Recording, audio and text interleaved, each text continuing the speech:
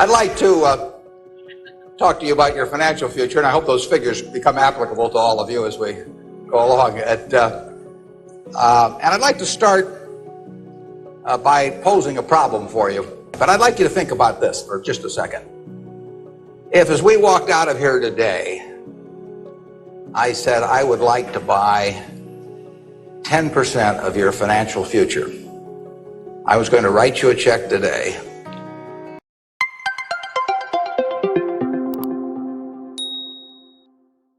And from this day forth, you were going to give me 10% of everything you earn. How much would you want to charge me for that? I'm going to buy 1/10 of you.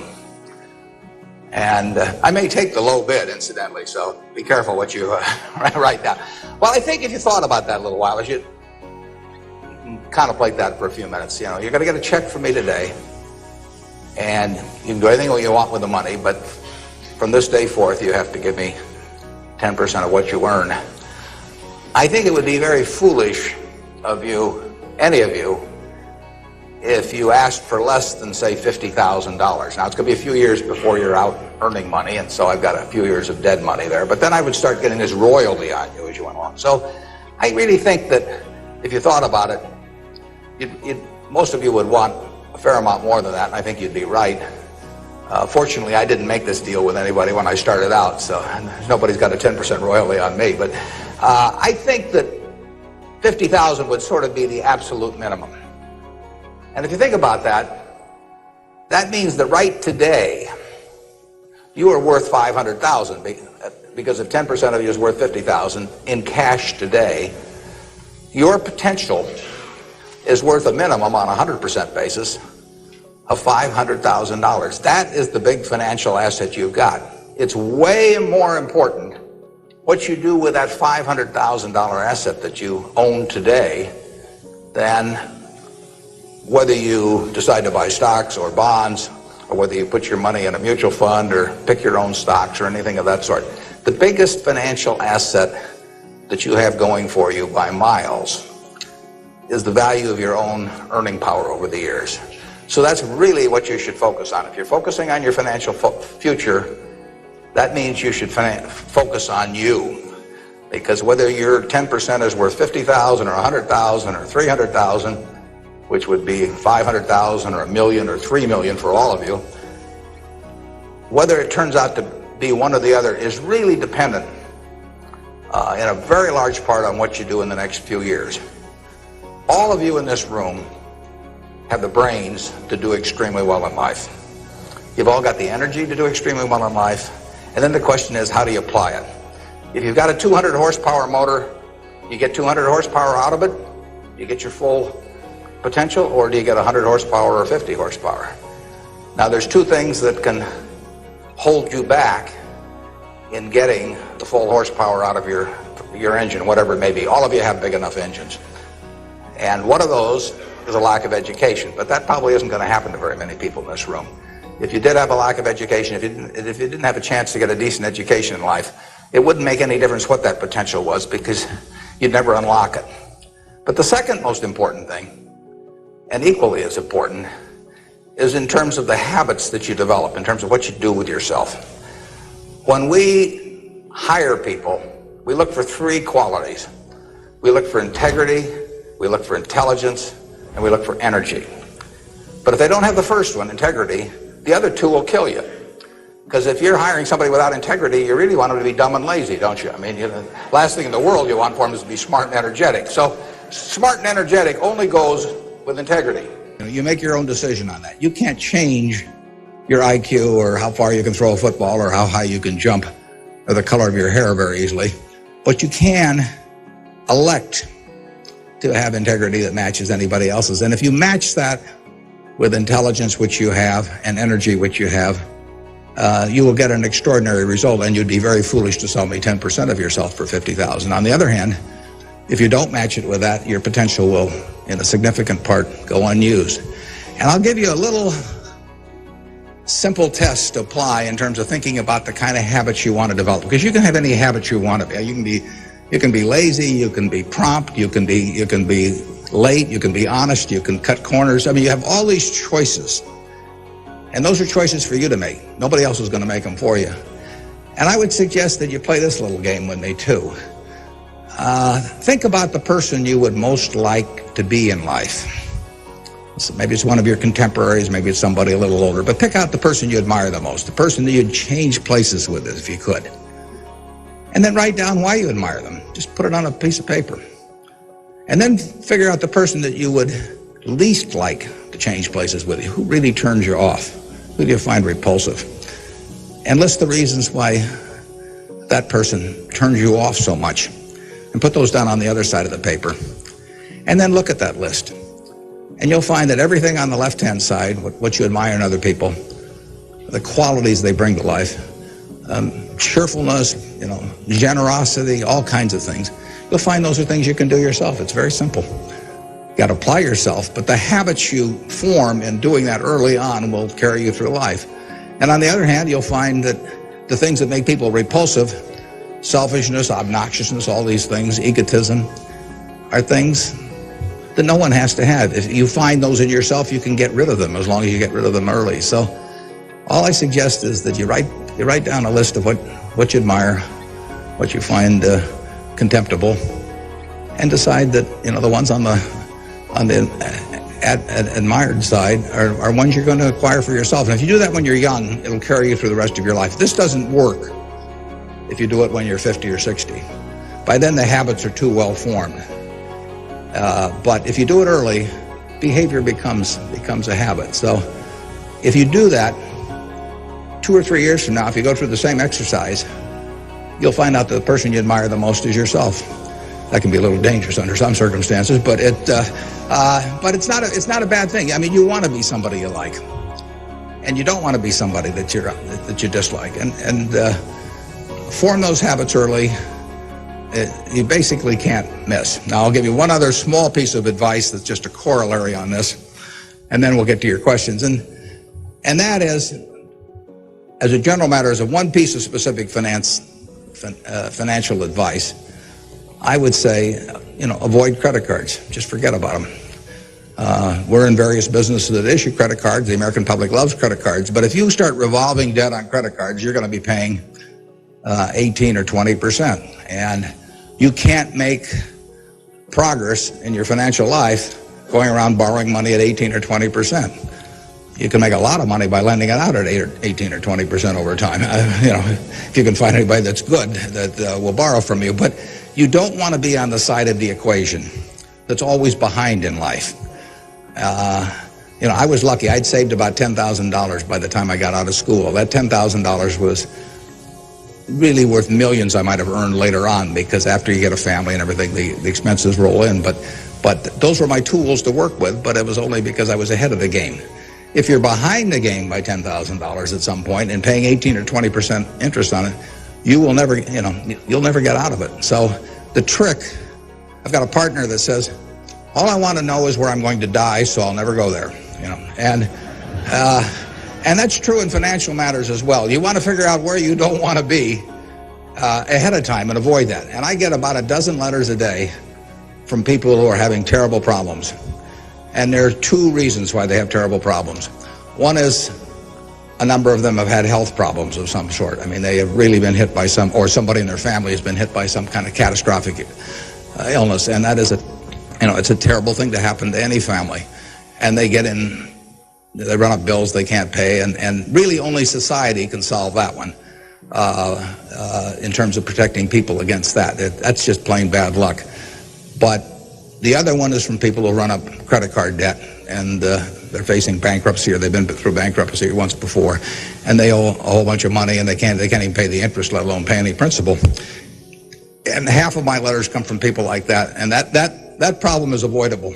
Catastrophic illness is not, but credit card debt is something you bring on yourself, and it's way better, it's way easier to stay out of trouble than to get out of trouble financially. And I will guarantee you, if you run up big credit card debts, you will be in trouble probably the rest of your life in terms of your financial situation. On the other hand, if you get ahead of the game, even if it's on a very modest scale, so that money is coming in from investing, and people owe you money or equities owe you ownership, you'll be way ahead of the game compared to paying it, always paying your creditors every month.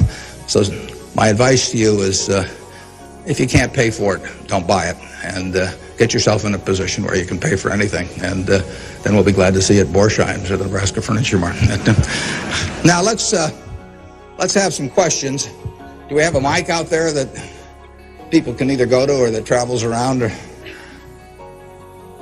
And I can't necessarily see too well from we're going to have one mic on each side, so just raise your hand and wait for us to come to you. Okay, we have somebody up front who would like a mic. Anything that's on your mind, ask about. Don't be bashful.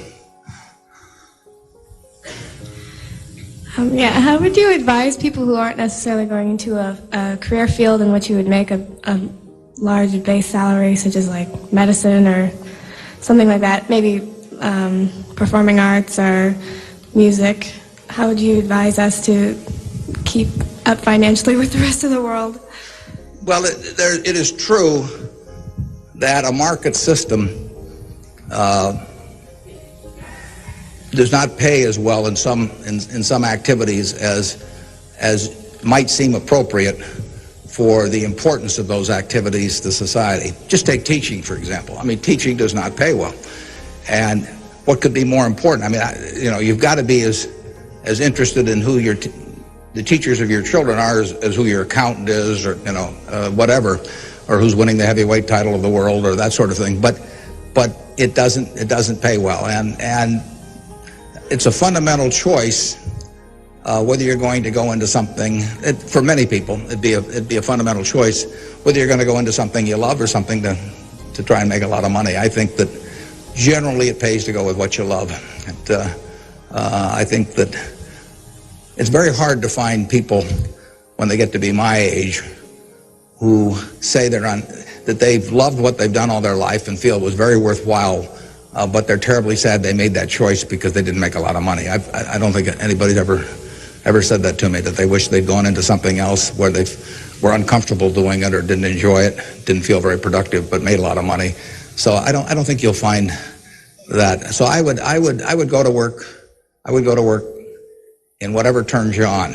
It may turn out that it'll be more profitable than you can think, but almost everybody here will make enough money, unless they get some terrible habits along the way, to do reasonably well. And doing reasonably well in this country really is pretty darn good. I mean, it's not necessary to have huge amounts of money in order to enjoy yourself. I enjoyed myself when I had my $10,000, and I live in the same house that I lived in when I had about that. I bought it 41 years ago. I liked the house then. I like the house now. I mean, if you think about it, if you have a reasonable job, you'll be eating at McDonald's and I'll be eating at McDonald's. So we're to push on food. I mean, in fact, I hope it's Dairy Queen, actually, and and if you come to Dairy Queen, you'll see me. And you can order anything on the menu I can order, and we both can afford it. You'll wear the same clothes I wear. I'll pay more for my suits, but as soon as I put them on, they look cheap on me. So we'll look about the same. We'll both live in the same kind of houses. I live in that house from 41 years ago, and it's warm in winter, and it's cool in summer, and it's comfortable. And you'll live in a house that's similar. And what difference does it make if you have 50 more rooms or guest houses or all that?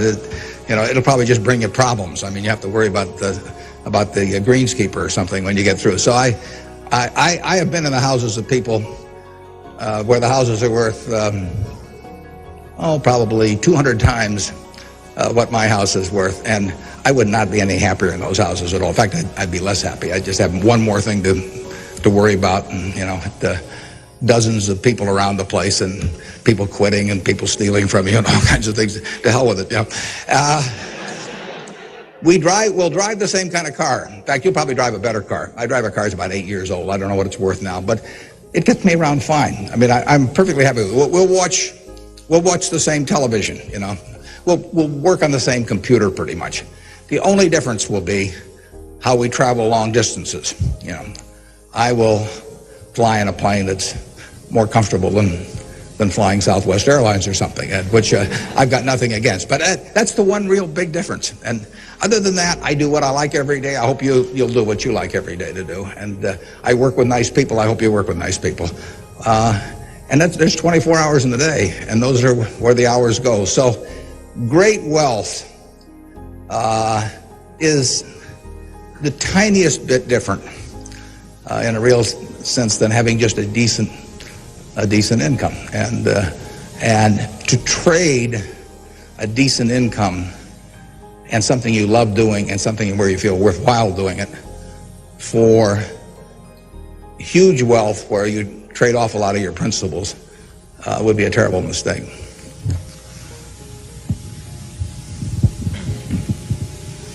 Would you acknowledge your success more on yourself or from the help and teachings of others? Well, I was very lucky in life. If you tell me who your heroes are, I will make a pretty good prediction about what you're going to do. And I had the right heroes. I was very lucky in life, and my heroes never let me down, and started with my dad, and then I had others in business. And so I have had great teachers, some formal teachers, some that were just informal teachers by instinct or example. And if I hadn't had those, my life, I'm sure, would have been very different. If I'd been born any place else. When I was born in 1930, and at the time, 1 out of 50 births in the world were in the United States. So I came in against 50-to-1 odds against being born in the United States. I would have been a disaster, if I'd been born in Afghanistan or Peru or someplace. I mean, I was extraordinary. I won the lottery the day I was born, by being born in this country. So have you. The odds were probably 40-to-1 against you being born in this country, and it were 5 times more likely to have been born in China, or 6 times, and 4 or 5 times more likely to have been born in India or some other place where it would not have been as easy to exploit the full potential of your talent. So we've all won the lottery in that respect, and that's just plain luck. And I was lucky to be born at this time. Capital allocation is something that pays off extremely well in this society now, but it doesn't pay off in other societies, and it didn't pay off, many years ago. My friend Bill Gates says that if I been born a few thousand years ago, I'd have been some animal's lunch. I can't run very fast, and I can't climb trees, and I just happen. Those are talents. Nobody asked me to climb trees now, but there was a time when it might have been important. And incidentally, Bill would have been some animal's breakfast. He can't run so fast either. But in any event, we are lucky. Just imagine being born a couple hundred years ago with exactly the same talents and how far they would have taken you then. The average person today lives so much better than the richest person lived 100 or 150 years ago. So I'm lucky in that respect. I'm lucky to be born of terrific parents. I was lucky to be raised in Omaha in a great public school system. I got a start here in the first 8 grades that gave me a foundation that later, when I went off the track a few times, carried me through, because I had a terrific grade school education right here in Omaha at Rose Hill. And one of the reasons I had it, incidentally, is kind of unfortunate, but I had that great education in part because women were being enormously discriminated against. And so a woman at that time could be a teacher, she could be a secretary, she could be a nurse, and that was about it. So you had half the talent pool in the United States limited to just a few jobs. So you had an abundance of talent in those activities like nursing or teaching, because that talent with males was spread across every form of work activity there was, but with women it was concentrated in a few areas, and that benefited me. It's kind of sad because it didn't benefit those teachers, but I was very lucky, and I've really been that way all my life. And what I do is important as what a good teacher does or a good nurse does or something of the sort. I think that's quite questionable. It pays off enormously well in a market economy like the United States, but that's an accident. It didn't have anything to do with any innate ability of mine. My name is Marina Tsed, and I attend Omaha Central High School. Good for you. Fine institution. Now, Mr. Buffett, technology has been a great factor in stimulating the world economy. What are your predictions for the future of the technology industry, and what is its future role in world economy and the United States economy? Yeah, well, there's no question it's turning the world upside down. It's done it somewhat already, but it will, it's just beginning, but it's moving very fast. I met Gates on July 15th, 1991. I was out there for a 4th of July celebration with a friend and who subsequently died, Meg Greenfield of the Washington Post, and she took us down to visit the Gates family. And he tried to educate me about high tech. And he'd had better luck with chimpanzees. I mean, I was really a disaster, but he's a good teacher. But one thing he told me was that at the time, he said, you've got this model in your head of the world, and your model has time and distance as very limiting factors. And he said, they aren't limiting factors anymore. He said, the cost of talking to somebody around the world or getting your message in front of somebody or publishing, he said, it's going to be zero, or so close to zero it doesn't make any difference. And, that was revolutionary. But it's happening already in a very, very big way, and it's just 8 years later, and it's exploding. So, high tech, information technology, whatever you want to call it, is changing the world, and it's going to change it in a very, very big way. And it'll change. That's one of the things I think about in businesses we buy. We announced the purchase yesterday of a furniture retailer in Boston, in the Boston area.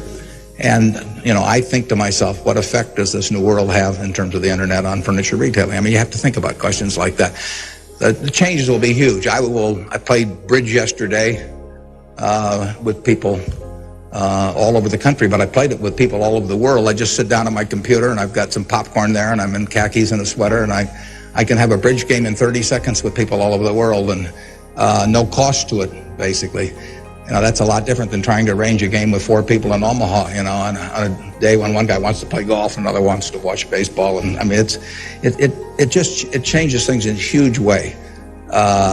We are very fortunate. It's in the degree to which the United States leads the world in this area. We have a lead. It's hard to think of who's in second place.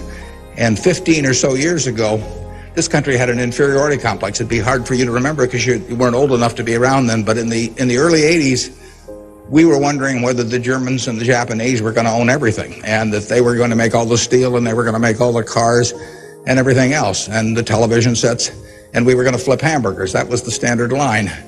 And just imagine in a short period like 15 years how that's changed around.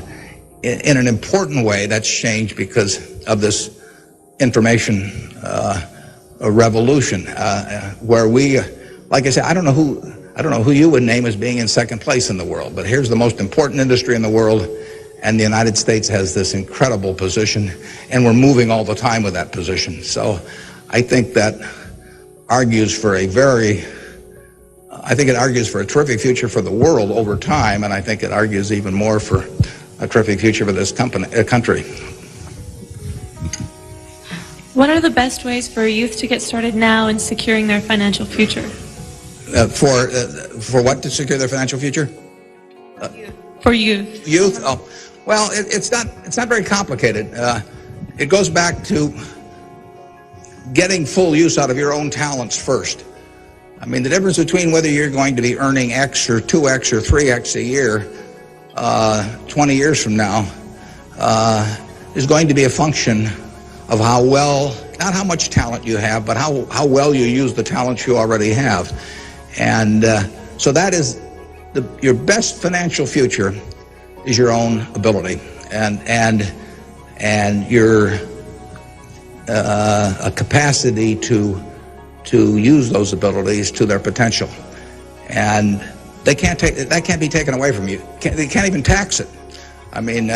Most things, if you own a piece of real estate, if they double the taxes, they double the taxes, and that changes your ownership in the property, because now, in effect, the taxing authorities own more of it because they've got a greater command on the revenue stream. The same thing about almost any asset you have.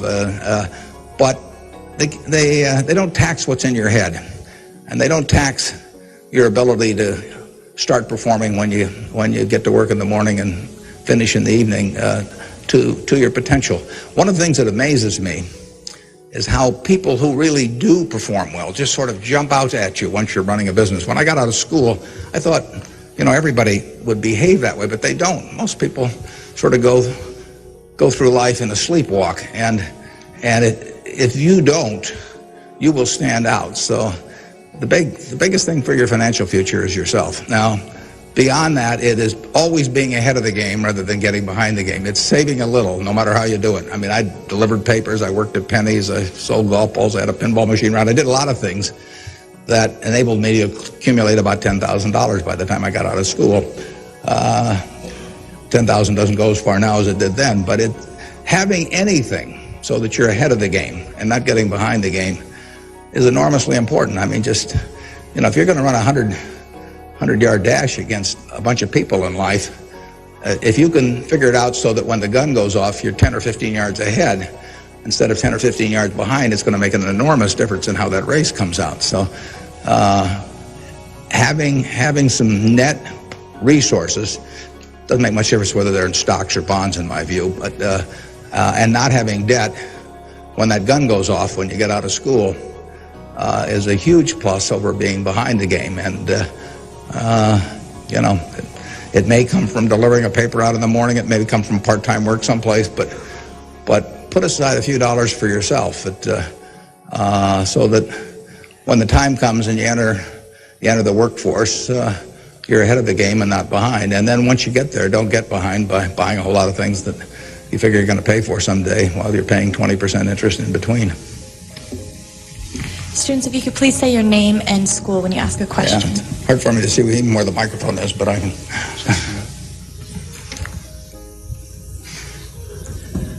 My name is Patrick Doherty, and I'm from William La Vista High School. I was wondering, with the increasing costs of education today, what can students do to deal with their debts once they're out of college? Well, that's a tough one. I mean, I guess I'd pay it off as fast as I could, and I would incur as little debt as possible before that time came. And I would say this, in my experience in business, there is very little difference, if any, between a very high-priced business education and what's available for a lot less money. So I went to the University of Nebraska at Lincoln my last year in college. I went to Wharton for a couple of years before that. I learned just as much at the University of Nebraska as I did at Wharton. And it's nothing against Wharton. I mean, it's just we had a very good school here. I had some terrific professors at Lincoln. And so I would not assume that if I was paying a few $1,000s for an education here in the state, for example, versus paying huge amounts elsewhere, that it was going to make a lot of difference. A lot of the education, you need to be prodded in the right direction, but an awful lot of it is self-taught.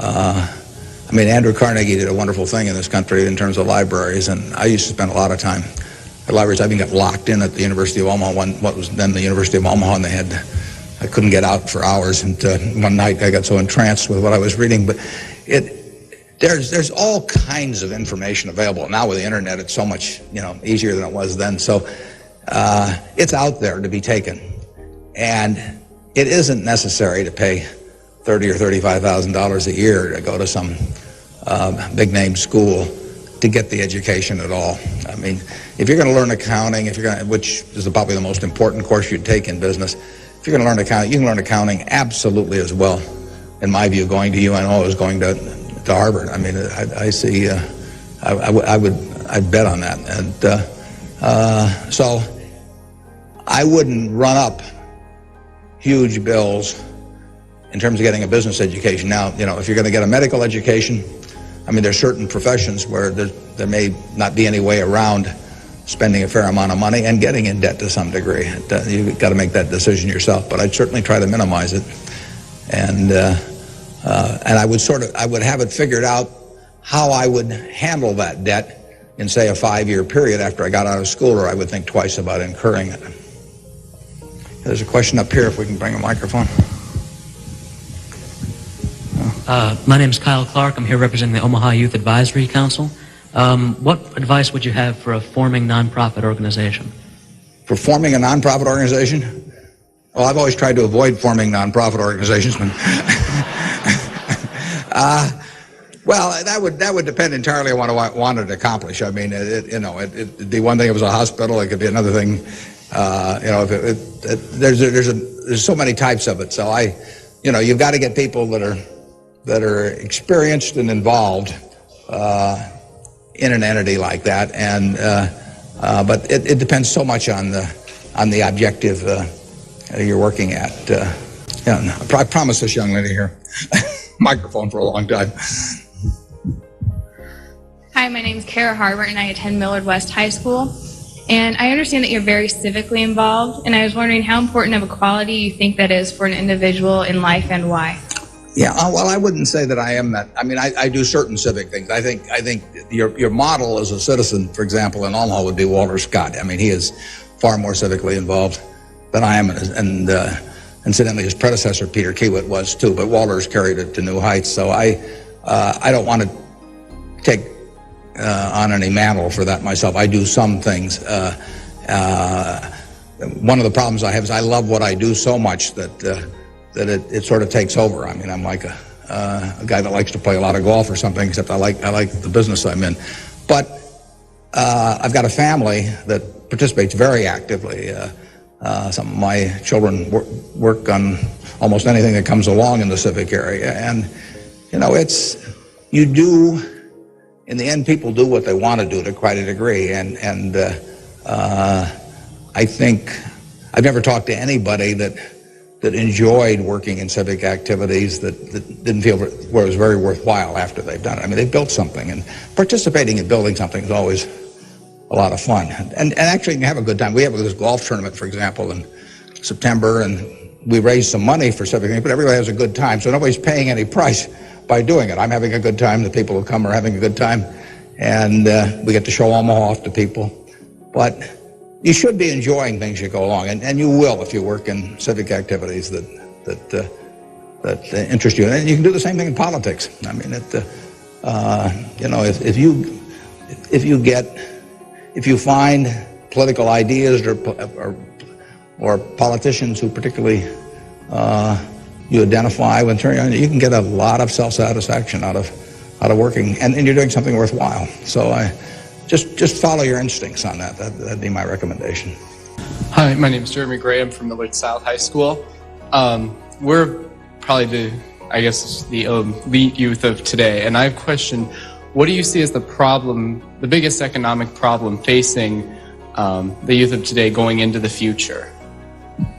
Yeah, I don't think that you're going to have enormous economic problems. I think you will live in a society where the average person lives better by a significant margin than the average one of a generation earlier or 2 generations earlier. That's been the history of this country. It's a marvelous country that way. I mean, when you think of it, we have 4.5% of the world's population, and what's been accomplished here is incredible. 53% of the value of corporations that are publicly traded in the world exists in the United States with 4.5% of the population. This country always has done well.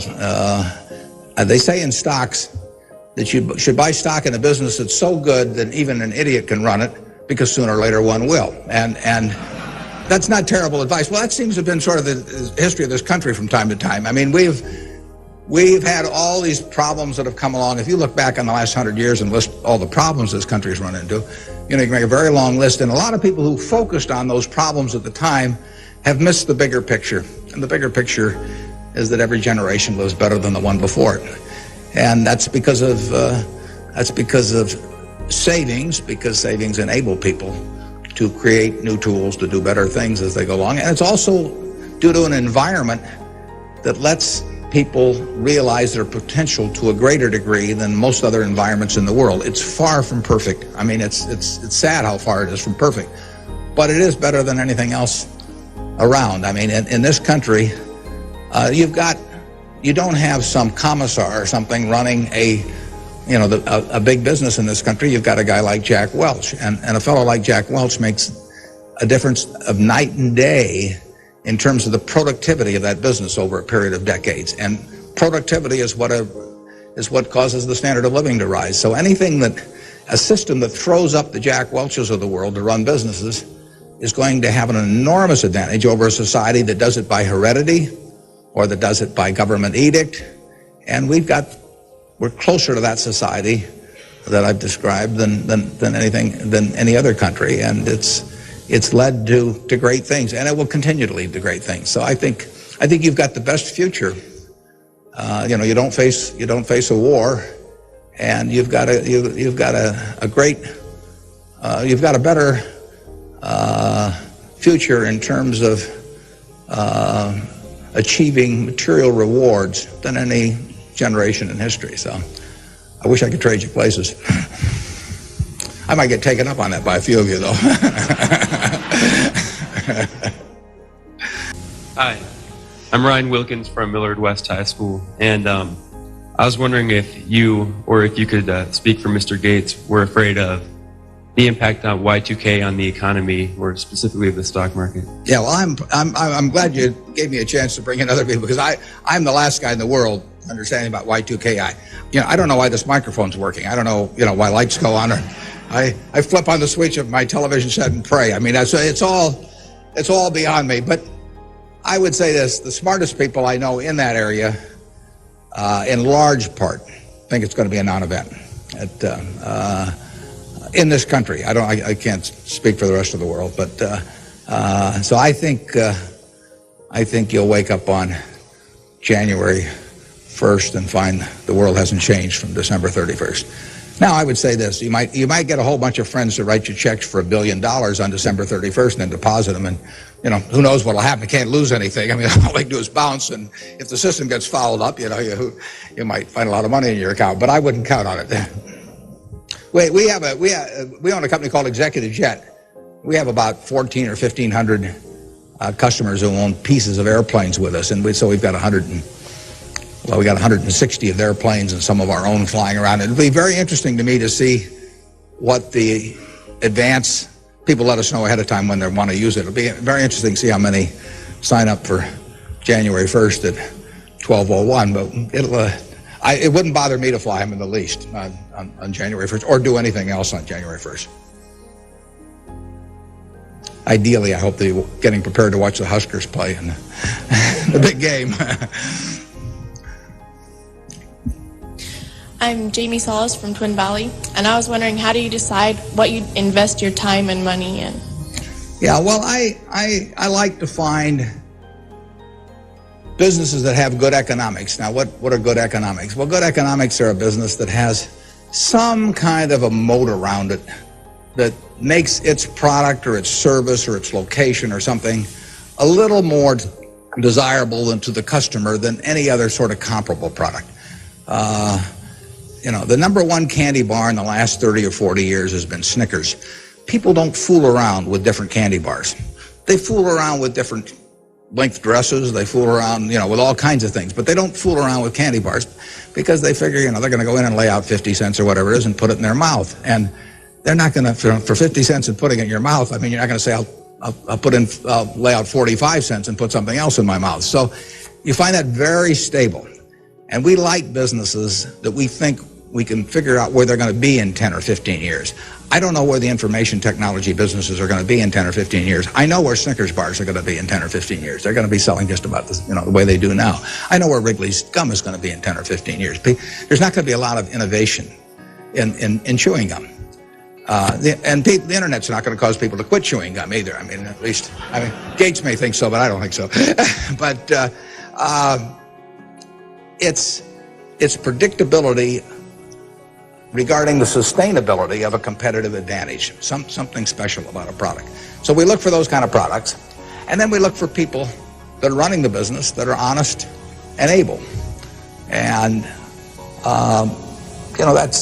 it's easier to find people that are honest and able than it is to find businesses that are going to stay wonderful for a long period of time. There are a lot of businesses that looked like they were going to stay wonderful that really evaporated over time. But that's what we're looking for. And the nice thing about it is we don't have to find very many. If we find one a year, that's terrific. Because you don't need 100 or 1,000 great investment ideas to do well. You need a couple. And the discipline is the most important thing. We don't need brain power. We need discipline. You don't need 150 IQ to do what I do. Thank God. You don't need 140. You don't need 135. You may need 115 or something like that. But you do need discipline. You have to wait until you see the fat pitch to swing at. Because investing is a no-called strike game. If I were a baseball player and I only like pitches 2 inches above my navel, some guy could learn that and he could pitch me, 3 or 4 inches below that, and I get called out on strikes because I never find a pitch I like. You can get called out on strikes in baseball. You have to swing at pitches that you don't even necessarily like, particularly after the count gets to 2 strikes. In business, you don't have to swing at anything. You can sit there and the paper says General Motors at 68, or it says General Electric at 115, or it says General Dynamics at 63. And if you don't like those prices, you don't have to swing. You can wait there day after day after day after day, and there are no called strikes. Now, when you swing, when you decide to buy something, then, if you swing and miss, it's a strike. But it's a marvelous game to be in because there are no called strikes, and you can simply wait for that one time in a month or 6 months or a year or 2 or 3 years when you really know what you're doing, where you like the price, where you like the people running the business, and then you swing, and you only need a few swings in your lifetime. So that's the way we try to pick businesses. We try to stay with things we understand. I mean, there can be all kinds of wonderful investment opportunities out there that I don't understand. I don't know what cocoa beans are going to do next year. Maybe you know, but I don't know. I don't know what crude oil is going to sell for. But I don't have to know. I just have to know the things. I have to know what I know. I have to know where the limits of my understanding are, what my circle of competence is. And if I'm only able to evaluate 5% of the businesses in the world, no problem. I just stay within that 5% and try and find something. And most people get in trouble in investments because they get itchy. They can't discipline themselves, and they hear about other people making money. Nothing upsets people so much as to hear about their friends making money. I mean, that's very destructive to discipline because they think, I'm smarter than that guy next door, and he just bought that new car with the money he made trading stocks on the internet, so why can't I? Well, the answer is you can't over time. You will lose money if you trade stocks actively. And it's hard to exercise the discipline. But anytime you buy something, you should be able to take out a one-page sheet of paper and say, I'm buying General Motors at 65. I'm buying General Electric at 150 because. And you should write down the reasons. If you can't fill out the sheet, if it's because somebody told me about it at a cocktail party last night, that's not good enough. If it's because my broker told me about it, that's not good enough. You've got to have a reason for thinking that it makes an intelligent investment. You do the same thing if you're buying a farm or an apartment house. If you're buying a farm, you'd say, I'm buying this farm at $1,000 an acre because I think I can earn $60 an acre on it. If corn sells at such and such, and soybean sells at such and such, and yield is such and such. And you'd figure it out. That's the same reason you buy businesses. And when you buy stocks, you're buying a little piece of a business. And that's probably the most important thing to remember in investing is that when you are buying a stock, you're buying a little piece of the business. And if you are buying it at an attractive price for the business, for the whole business, you're going to make money. And if you aren't, over time you won't make money. Hi, my name is Cliff McAvoy from Elkhorn, Mount Michael. Reverend Jesse Jackson talked to us earlier. He seemed to believe that the moral standards of today's society will eventually affect us in business. How do you feel this will affect us as youth growing up in the United States? He said the moral standards will affect us how? Like moral decay in society today will affect us in business by how we feel and how we interact with other people? Well, I think very difficult to quantify moral standards over time. I mean, you can pick out huge weaknesses at any given time in terms of how people or the country is behaving and huge strengths. So I think it's enormously difficult to quantify. I think, by and large, we have made progress in what I would call institutionalized moral standards in this country. I mean, in terms of slavery, in terms of the women couldn't vote, a century ago. Half the country were second-class citizens in that respect, and they had much lesser rights in terms of inheritance and all kinds of things. The income tax didn't exist 100 years ago. So the idea of taxing people according to how much they benefited from society and their income didn't exist. So I think in terms of institutionalized moral standards, the country has made really quite significant progress in the last 100 years. I think, there's an enormous distance to go. I think we're going in the right direction, maybe by fits and starts, but I think we're going in the right direction, and I think that it will be a significant plus to everybody in this room if they live in a more moral society 40 years from now than a less moral. But I think the odds are that they will. I think the country moves in that direction. It's very difficult to do it, and all kinds of interests that work against it. But in the end, I think the American people want it. And you saw it in civil rights. I mean, it took television to dramatize what was going on, and people that weren't near it preferred not to think about it. But it got through to the conscience of the American people. And a lot of progress has been made there, and there's a lot left to be made, but it's better than it was. And the pace may seem very slow to those people involved, and I can understand that. The pace, for women's suffrage, I mean, that went for decades and decades and decades. Women couldn't be on a jury. I was reading the trial of Clarence Darrow, which took place in California in about 10 or 11. There were no women on the jury. The woman wasn't allowed to be on a jury. They weren't citizens in that sense. So it's the moral behavior of the country has, in my view, improved, but and it'll continue to improve, and I hope you all in this room do your part to help it improve. Hi, I'm Nick Jors from Central High, and I was wondering how, since the stock market's so high right now, if it'd be smart for us to get involved now, or to wait till it goes down a little, or what? Yeah, I can't tell you whether or not to buy stocks now generally. I think it's important that you save money, and whether you put it in the stock market or not, I don't think is terribly important. I think if you're interested in stocks, you should buy it, and you've got a little capital, you should buy a few. I mean, I don't think there's any way of learning about them better than experiencing it. Doing it on paper isn't the same. I can guarantee you, if you lose money on paper or lose real money, it's a different experience. And so I think you'll learn more about yourself if you do it that way. I bought my first stock when I was 11. I was at Rose Hill at the time, and I bought 3 shares of City Service Preferred at 38, and it went down to 27, which is something I still remember, even though I was 11 at the time.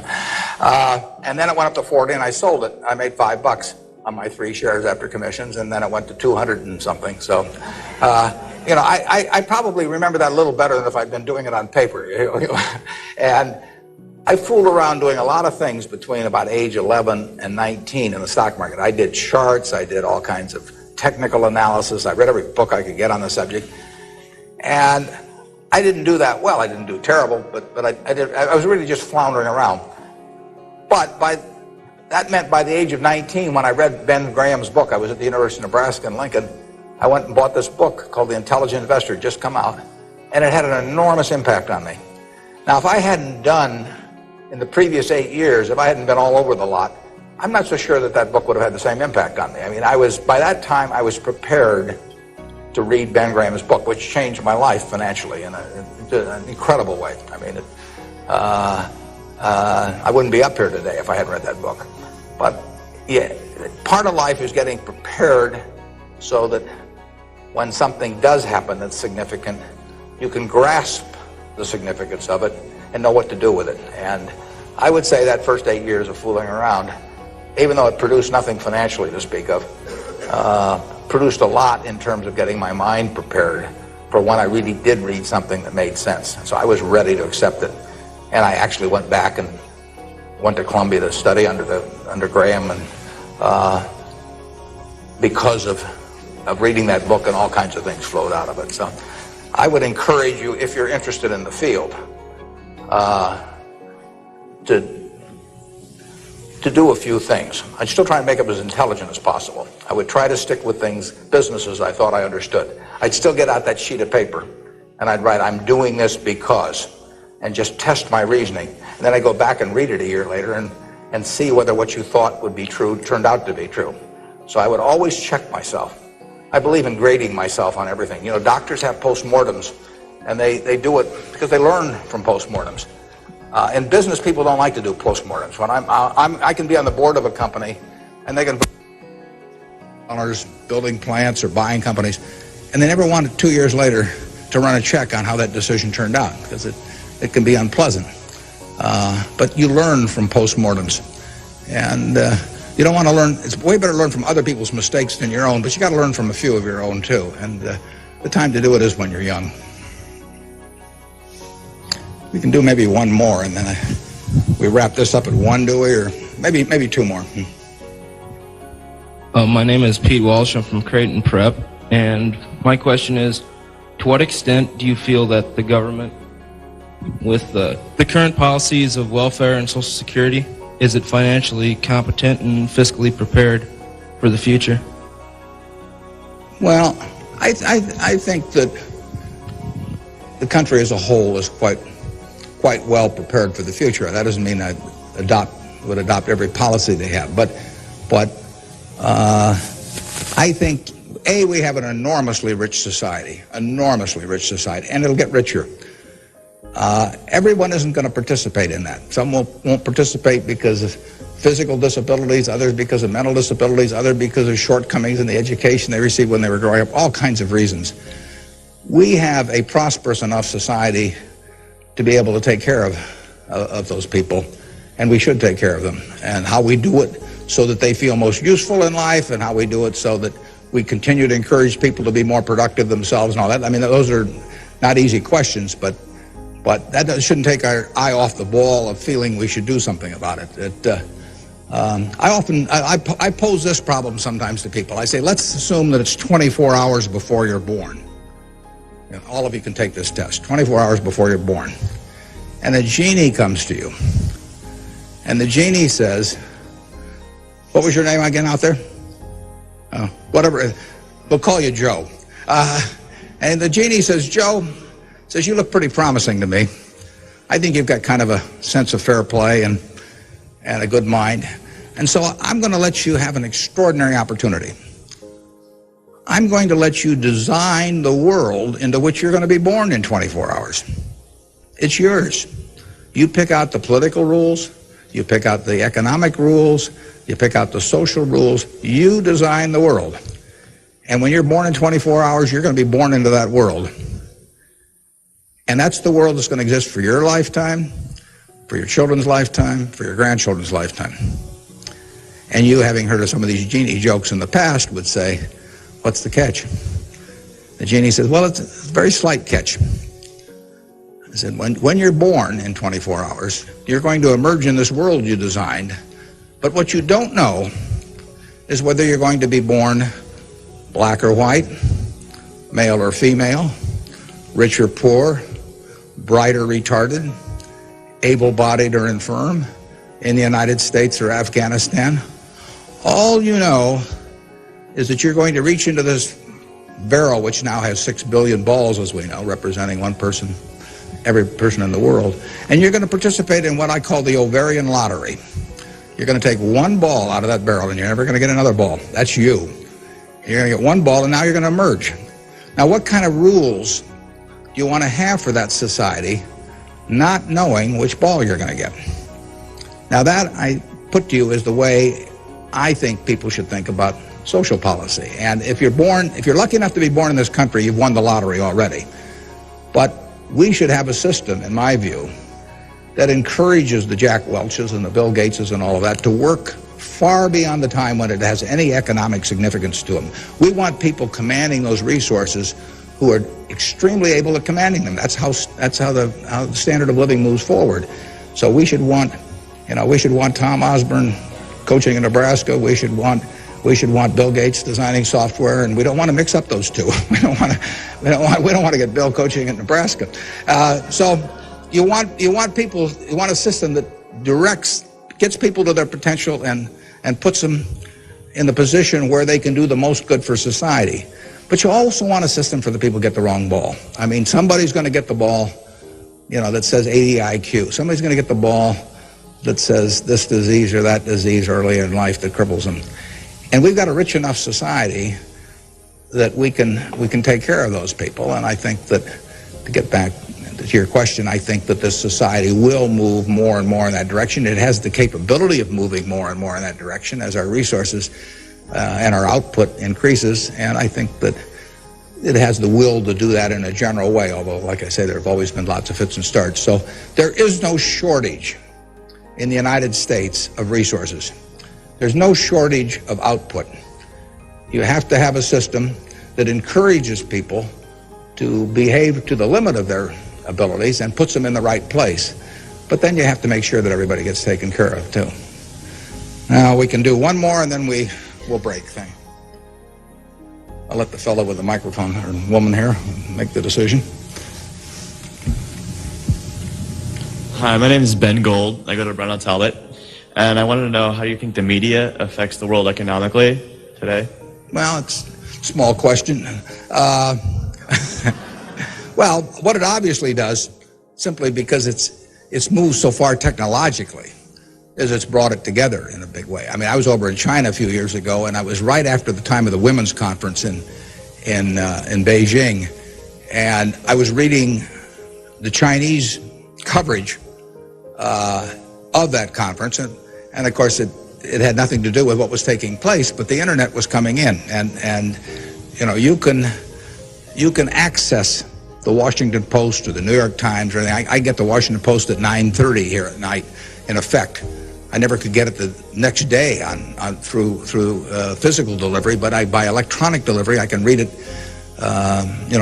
probably earlier than most of the people in Washington are reading it. So the ability to communicate and the degree to which the world can have awareness of what's going on every place in the world is just, it's been a quantum leap. And, that will have, there are a lot of things that come out of that. And net, they're a plus over time. But the ability of information to be available to everyone worldwide almost instantaneously, it can be huge advances in things like medicine, for example, just to pick one. So it's a net plus. It has a big effect, and the definition of media has now been expanded enormously. I mean, there were 3 television networks in the early 1960s, and that was it. There were 3 highways information traveled electronically, and if the 3 pieces of information were I Love Lucy, and something else, those were the 3 choices of information or entertainment that you had for tens and tens of millions of people sitting there looking at a tube. Now it's unlimited, and that's only, 3 or so decades. So it's just exploded, and it'll continue to explode. And net, I think it's a plus. And I think it's 1 o'clock. I want to thank you all. I wish you well. You're going to do terrific. Thanks.